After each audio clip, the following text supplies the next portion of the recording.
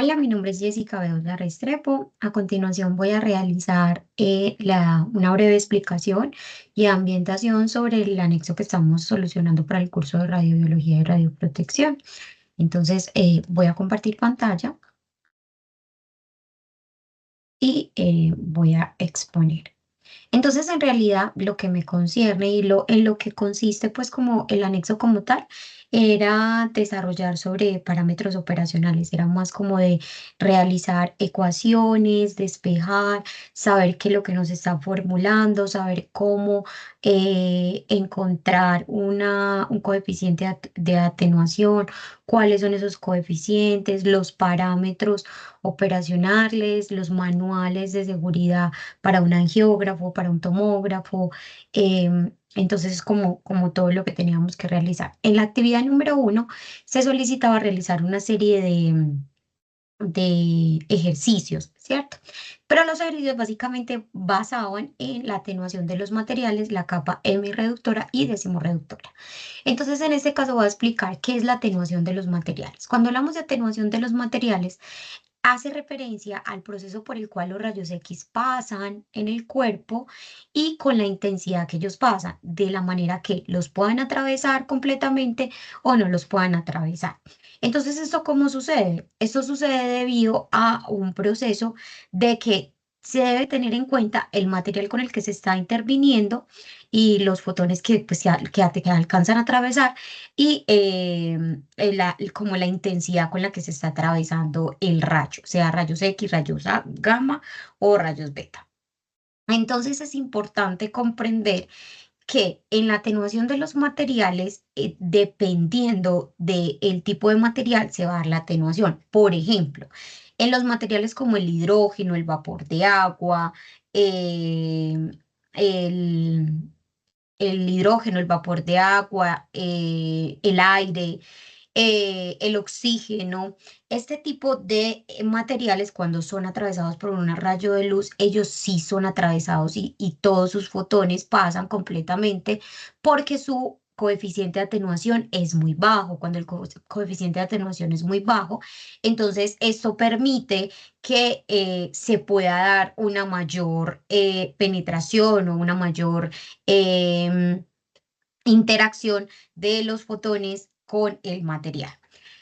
Contrario a esto pasa, por ejemplo, con las partes de nuestro cuerpo, cuando hablamos de densidades, cuando algo es muy denso o muy poco denso. Por ejemplo, cuando hablamos del hueso compacto, el hueso compacto, como tiene un coeficiente de atenuación tan alto, no permite que los fotones de luz lo atraviesen, sino que él los atenúa, es decir, él como que los atrapa y ellos ya no pueden como atravesar completamente el rayo, sino que algunos fotones son absorbidos por él.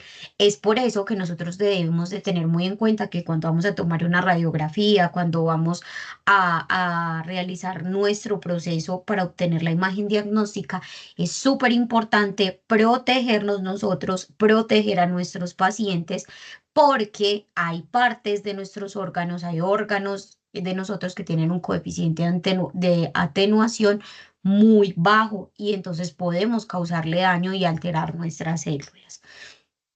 Entonces, en este orden de ideas pasamos a lo que venía diciendo, la capa hemirreductora y semirreductora. Cuando hablamos de la capa hemirreductora y semirreductora, es como el proceso o es el espesor que tiene un material para ser atravesados, es decir, para atenuar esos rayos que lo están atravesando.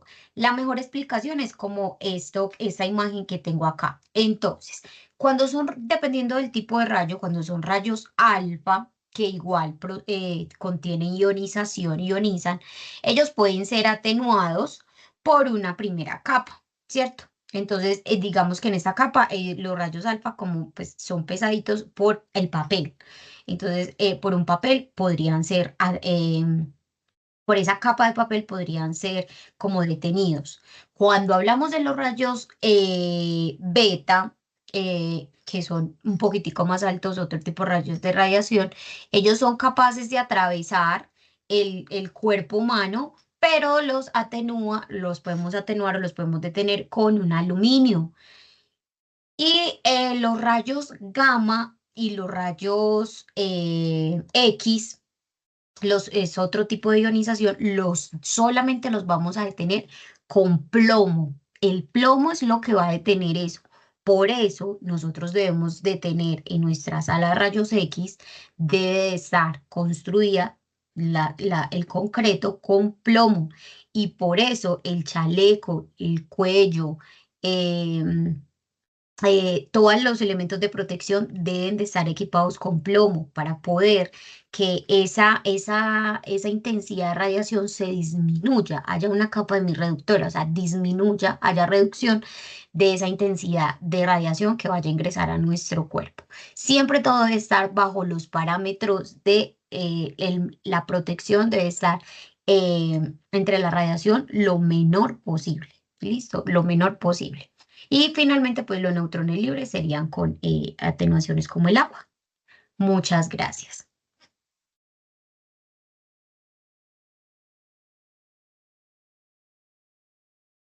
Cordial saludo, tutor y compañeros. Mi nombre es Cristian Camilo Holguín Bedoya.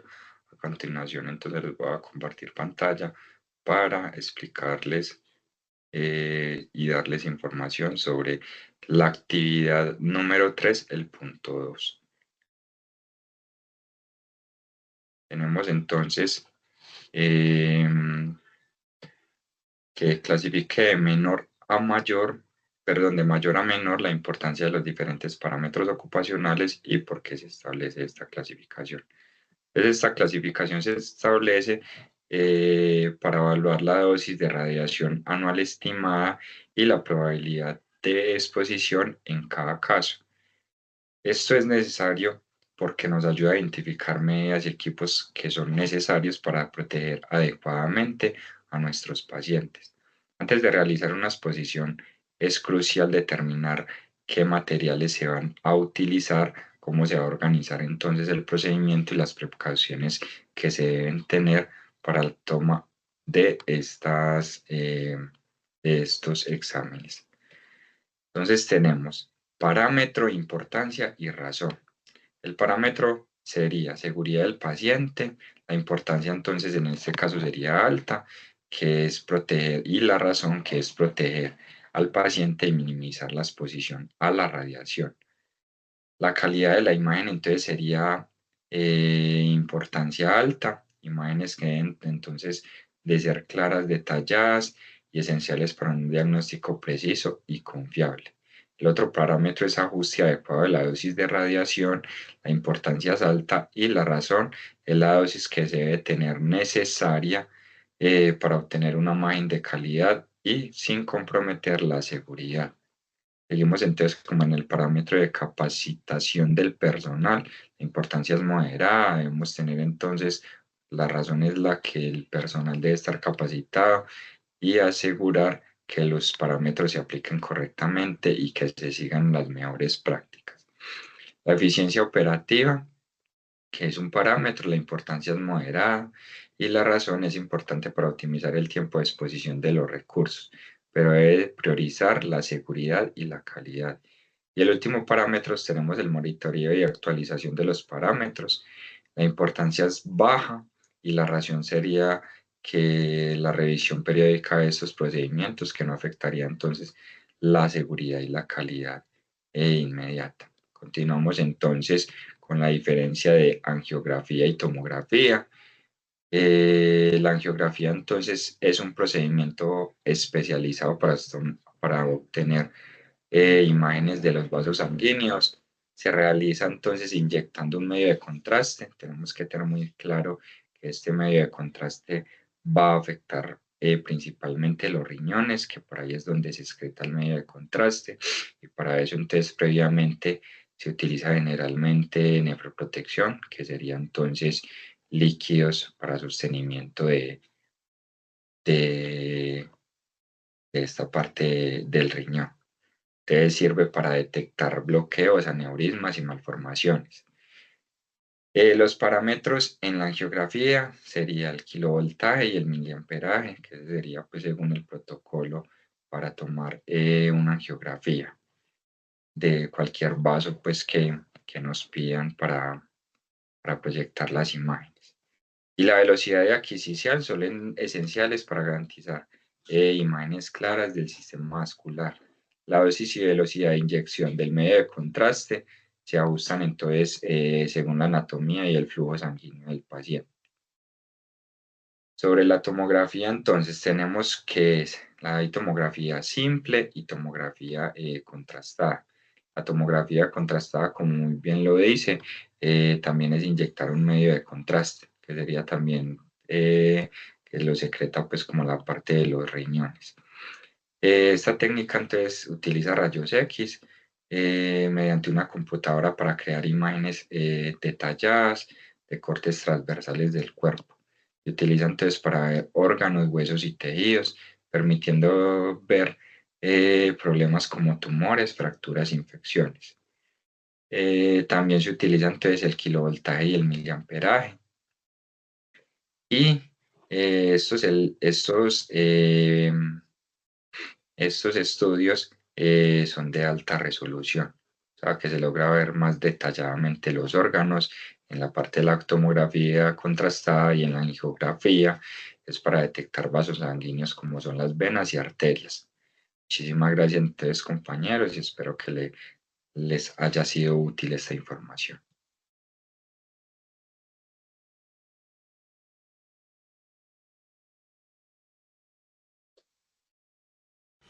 Buenos días, estimados compañeros y tutor. Me presento una vez más. Mi nombre es Giovanni Ruiz Lora, estudiante del tercer semestre en la tecnología, radiología e imágenes diagnósticas. El día de hoy estoy con ustedes por acá para dar inicio a la actividad 4, parámetros operacionales. Mi punto de desarrollar es el punto número 3, el cual voy a dividir en dos. Una parte la explico yo y la otra el compañero Chris. A mí me tocó cómo implementar los parámetros operacionales en angiografía y tomografía. Explique su respuesta.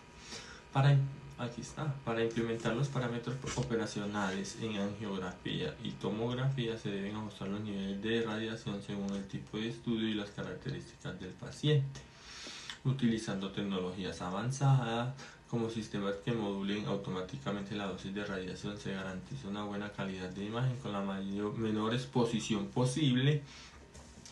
Es fundamental que el personal esté bien capacitado para ajustar estos parámetros y seguir las normativas de seguridad. Además, los procedimientos deben ser revisados regularmente para adaptarse a avances tecnológicos y asegurar la protección del paciente.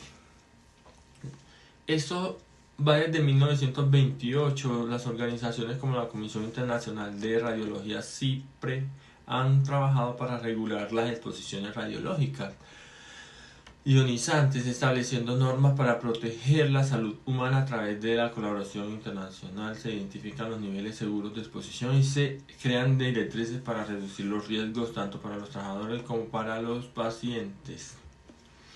Esto se da según cada país, ¿cierto?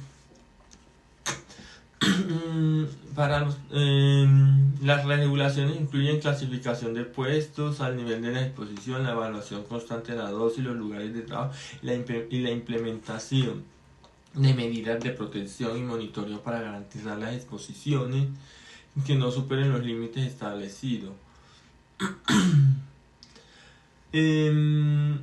Estas clasificaciones de parámetros se basan en evaluaciones anuales estimadas y la probabilidad de exposiciones en cada caso, ¿cierto? Entonces, como sabemos, en la angiografía los parámetros como el kilovoltaje y el miliamperaje, la velocidad de adquisición son esenciales para garantizar imágenes claras en el sistema vascular y la velocidad de inyección de su medio de contraste también es ajustable según la anatomía y flujo sanguíneo del paciente. En tomografía computarizada, los parámetros de kilovoltaje y miliamperaje también determinan la penetración en cantidad de radiación que se ajustan al grosor de los cortes y la velocidad de la rotación de los tomógrafos para mejorar la calidad de imagen, especialmente en estudios alta resolución, que se usan algoritmos de construcciones para optimizar la calidad y minimizar. ¿Por qué esto? Porque la angiografía se va más directamente a los vasos sanguíneos y arterias, mientras que la tomografía va a densidades óseas como órganos y estructuras. Por eso estos parámetros se dan así. Y sin más preámbulos, compañeros y tutor, me despido. Muchas gracias, que tengan un feliz día.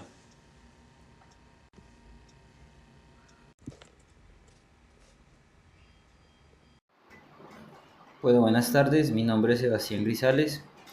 El día de hoy voy a realizar una breve presentación de la importancia de, de los procesos de radioprotección, teniendo en cuenta la guía final del curso de radiología y radioprotección. El punto 1 nos habla de lo que sería la determinación de los fotones, teniendo en cuenta este asunto del tipo de estructuras con el que se suelen emplear o utilizar en los entornos clínicos.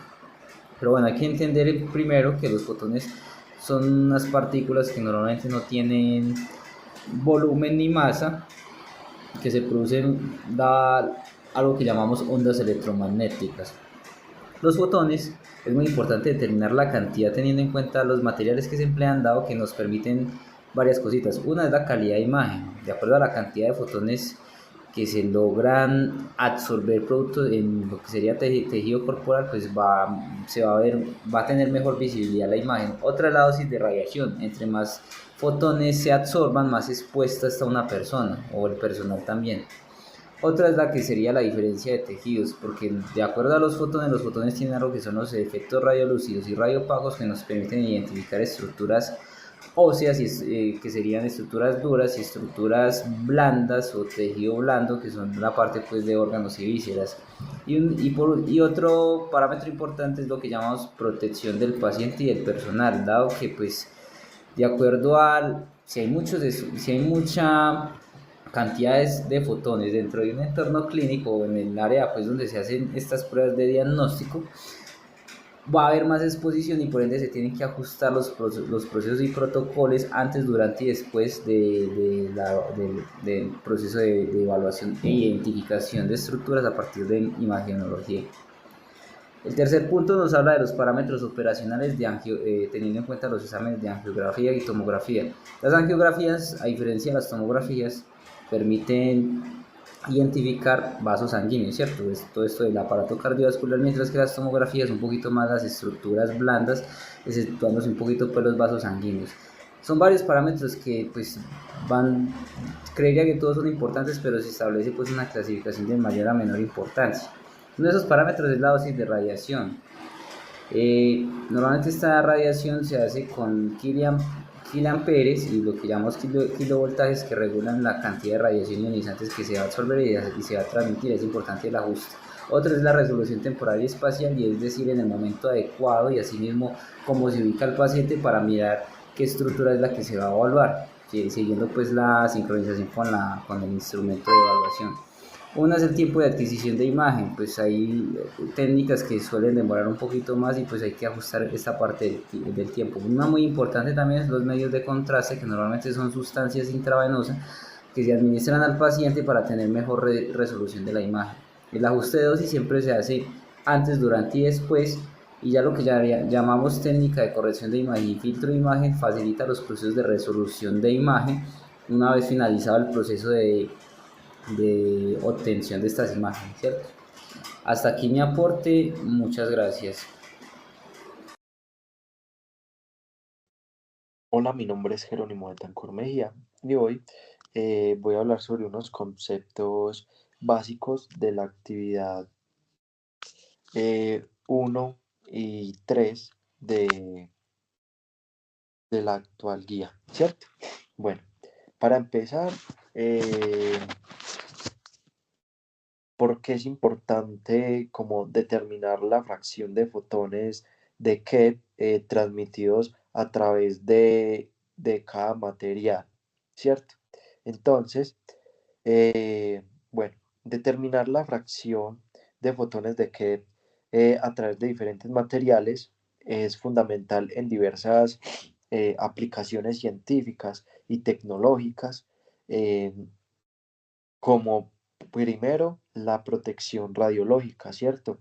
Que esta viene siendo en la evaluación del blindaje, que, que es como conocer cómo los fotones interactúan con diferentes materias primas y diseñan barreras efectivas para proteger a las personas y a los equipos de radiación, ¿cierto? También las normativas de seguridad. Esta regula en la radioprotección que requieren que se evalúe la transmisión de radiación a través de materiales para asegurar los niveles de exposición y que se mantenga dentro de los límites seguros, ¿cierto? La otra es la optimización de tratamientos médicos, que vendría siendo en la radioterapia, que en el tratamiento del cáncer es vital conocer cómo la radiación se interactúa a través de diferentes tejidos y estructuras óseas, ¿cierto? También en imágenes médicas, que es porque la comprensión del comportamiento de los fotones a través de diversos materiales es esencial para mejorar la calidad de las imágenes obtenidas, ¿cierto? En las técnicas como la tomografía computarizada, en donde se busca un balance entre la dosis de la radiación y la calidad de imagen. También está la investigación científica que tiene pues como los estudios sobre interacción radiación-materia, que viene siendo la que determina la fracción de fotones transmitidos y que ayuda a comprender mejor los mecanismos fundamentales de interacción entre radiación electromagnética y materia. También tenemos el desarrollo de nuevos materiales, que en esta investigación de nuevos compuestos o estructuras, saber cómo afectar o en la transmisión de fotones puede guiar el diseño y desarrollo de materiales con propiedades específicas, ¿cierto? Bueno, ya hablando como en el punto 3, voy a hablar un poco como de cómo implementar los parámetros operacionales en angiografía y tomografía. Esto es esencial para optimizar la calidad de las imágenes, ¿cierto? Minimizar la exposición de radiación y garantizar la seguridad del paciente. Entonces, como primer parámetro tenemos la definición de parámetros operacionales en la angiografía, que viene siendo la fluoroscopía, que sería controlar el tiempo de exposición y la tasa de pulso para obtener imágenes en tiempo real sin comprometer la calidad, ¿cierto? En la dosis de radiación, que es ajustar los niveles de dosis, perdón, para cada procedimiento, teniendo en cuenta el tipo de estudio y de características como el paciente. También tenemos en contraste, que vendría siendo el seleccionar el tipo de volumen y medio de contraste adecuado, considerando las condiciones del paciente. Y las técnicas de reducción de dosis, implementar técnicas como pulso de fluoroscopía y modos de trabajo de dosis. En la tomografía computarizada tenemos el protocolo de exploración, que establece los protocolos específicos según la indicación clínica y que incluya los parámetros como el kilovoltaje, ¿cierto? Los miliamperios y el tiempo de rotación. También tenemos la reconstrucción de imágenes, que es ajustar los protocolos específicos según las indicaciones clínicas. La optimización del campo de visión, que viene siendo la configuración del campo de visión para incluir solo el área de interés y minimizar la exposición a radiación de tejidos circundantes. También tenemos la configuración del equipamiento. En angiografía, que está la calibración del equipo, que es asegurarse de que los sistemas estén concretamente calibrados para garantizar las imágenes. También tenemos el monitoreo continuo, que es utilizar sistemas que permitan monitorear el tiempo real, tanto la dosis como los parámetros técnicos durante el procedimiento, ¿cierto?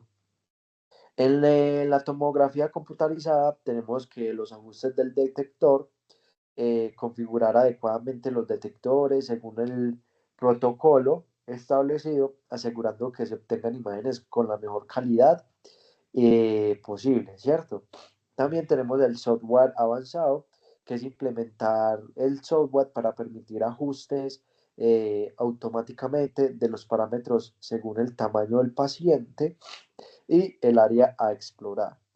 Tenemos que la captación del personal en formación continua, proporcionar como la capacitación regular al personal técnico sobre las últimas tecnologías y técnicas en angiografía y tomografía, ¿cierto?